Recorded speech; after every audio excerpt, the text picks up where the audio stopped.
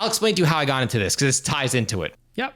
How I got into mixing. So I was not one of those people that like had a passion for it early on. I actually had no interest in production at all. Zero. As a kid, I started playing guitar really young, and I like a lot of us got into bands in high school. And my dream was to be in a touring band. That was my whole thing. I always wrote songs. I wanted to be in a big metal band, like most of us. And as we were saying, back in the day, in the late 90s or early 2000s, if you were in a local band, good luck trying to record a good sounding demo. It wasn't going to happen. You were going to have to spend, here's what would generally happen.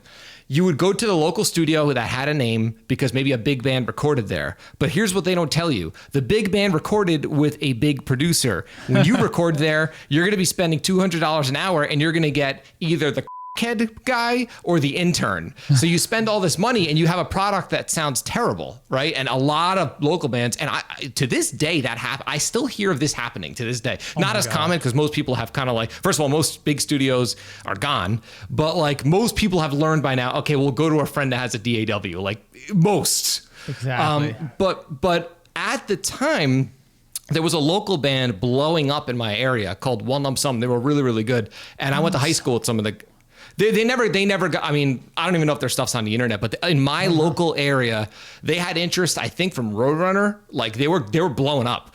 And I was friends with them. They were all from my town. And the guitar player he worked out of a studio. And I'll never forget this. It was like 2001, 2002. I got this CD, their demo, and it blew my socks off. I'm like, this sounds amazing. I'm like, who produced this? Where did you guys record? The guitar player who used to intern out of a studio bought like a digital multi-track recorder. Wasn't a DAW, it was a Roland 16 track or something. And he started recording bands out of his mom's basement. And he destroyed every local studio on production quality. So I'm not joking, dude. We're talking dozens of local bands went to this kid to record because why would you not? I mean, you're saving all this money and it actually sounds like a real album. Like he was good. He just had a great ear and he understood how audio actually worked. But again, that was at the time where digital was really starting to kind of come into its own and was actually being a viable option. He had like, a few mics. He would record real drums. We would all record with like the pod, or he would mic up a cab, and his albums, even when I go back and listen to them today, they still sound good. Like he was talented. So I remember working with him, like, recording out of his studio. I started asking questions because I worked at a music store. I'm like, you're getting these results with this? He's like, yeah, I just have, I have my preamps here. I just mic the kit, use high pass filter. And I started saying, maybe I should buy one of these things. So I ended up buying the Zoom equivalent of that. So it was like I think it could record 8 tracks at once. And you can mix 16. It was called like the Zoom MRS 16 or something like that. So I started recording my own band stuff, and this is when MySpace was popular, and people would email me and say, yo, who did your recording? And I'm like, oh, I did it. And they're like, will you record us? And I'm like, I guess so. And that's how the whole thing started. Oh, that's literally that's such a cool story though. Yeah, it's weird because it wasn't like I was always interested in, actually, as a matter of fact, I had no interest in studio stuff at all until I experienced it and saw the potential. So of course, I was already 2 years into earning my degree, my psychology degree, and I decided to switch to audio, which, by the way, never go to school for audio. It's a complete scam. I just want to let everybody know that. Yeah. I ended up having to start from scratch, and I earned my bachelor's degree in audio production, which was great. Don't get me wrong. I had a lot of really, really good professors. Had an awesome internship at a studio called The House Aloud, where a lot of big bands like Paramore recorded there, Breaking Benjamin, amazing studio.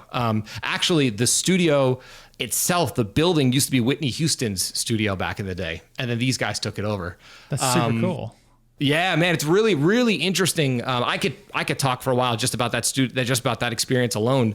But yeah, so I had that internship. It was cool, but at the end of the day, when it comes, because I get, dude, so many kids email me looking for internships, and I feel bad. They've spent fortunes on these AES and SAE, and it's like, dude, no band gives a crap if you went to these schools. Nobody cares. Like, you know what they care about? If you're good. Yep. That's all they care about. If you're good and if you're cool to hang out with. That's all that matters. It's not medical school. You should go to university for that. A lot of things about post-secondary education, I don't care. It's not just audio. Actually, just they sell it to you to get the money. And what is on the other end of that you'll hear about these audio schools, but they're not cheap. And then what's on the other end? Like, I know a few people that have done it, but I tell everybody, I mentioned this on my YouTube channel, I've told people this, I'm not speaking for like film. I don't know anything about that. Like, let's say you want to do Foley work, or maybe you want to work for, I don't know, you want to work for a corporation, you want to do sound for that. I'm talking specifically recording bands. That's what I mean, you know, because people think you go to these schools and then here's what I think a lot of people think, and judged basing off of when I've talked to people that email me, and they think you're going to go to SAE, you get your degree, and like a big studio is going to hire you and pay you a salary, and you're going to get to work with big bands. And that is not how this works. No. At all. Like, actually, the fun fact is most bands aren't big bands. They're yes, local dude, bands. and that's another thing I want to say. It's like people have this misconception that like when it comes to producing bands, in order to make a living doing this, you have to work with Lamb of God. But it's like, that's not true. Do you know how many bands exist that are like in between or that are smaller? Most bands are going independent anyway, because record labels don't have the same pull that they once did. And that's why a lot of producers work out of their home studios, because why record out of a big studio if you can get the same result in your home studio with zero overhead? I always tell people, I know musicians, a lot of times I've noticed, we don't like looking, and I'm guilty of this. We don't like looking at the hard facts. We don't like looking at the numbers. Let's say you have $10,000 as your budget for your album, right? Yep. Which is actually low. That's a very low budget album, because albums take a long time to produce. Mm-hmm. If you decide to have your producer record out of a big studio, they need a cut. There's a day rate at that big studio, and it's not going to be cheap. So if you only have 10 grand, I think you're better off going with a pro producer that's really, you know their work, they're really talented, and working out of their home studio where there's zero overhead versus having to pay the producer and the studio. You know, like no one thinks about all of this together, but maybe you might need a bigger room for drums. That could be common. Like let's say your producer doesn't have the space for drums. Mm-hmm. That makes sense. You use the drum room for a couple days or 3 days. I know bands, especially in my area, that like they just want that big studio experience and they'll pay out for it, but they think like when you go to a big studio, you automatically are going to get like a record deal or something. Like that's not how it works either, as you know. Look at Billie Eilish, right? Didn't her brother do that in like their bedroom or something like that? Yeah, something crazy like that. I mean, they did a lot of stuff. And they are super successful, and that dude did that thing in their house. It is funny, dude, there's a meme that the producer said, I think it's her brother, but something he said was so funny. He's like, people always ask me, how were you able to produce this record out of your bedroom?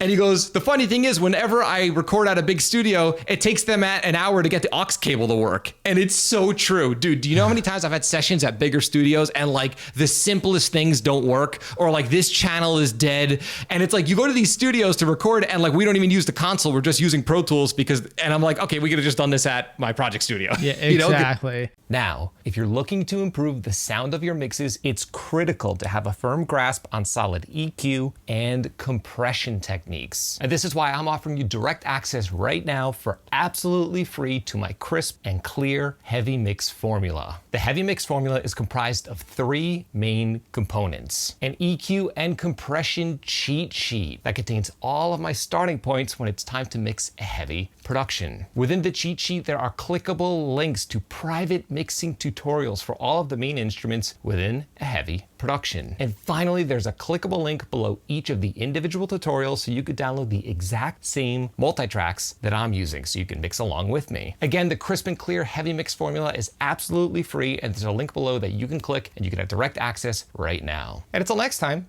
happy mixing.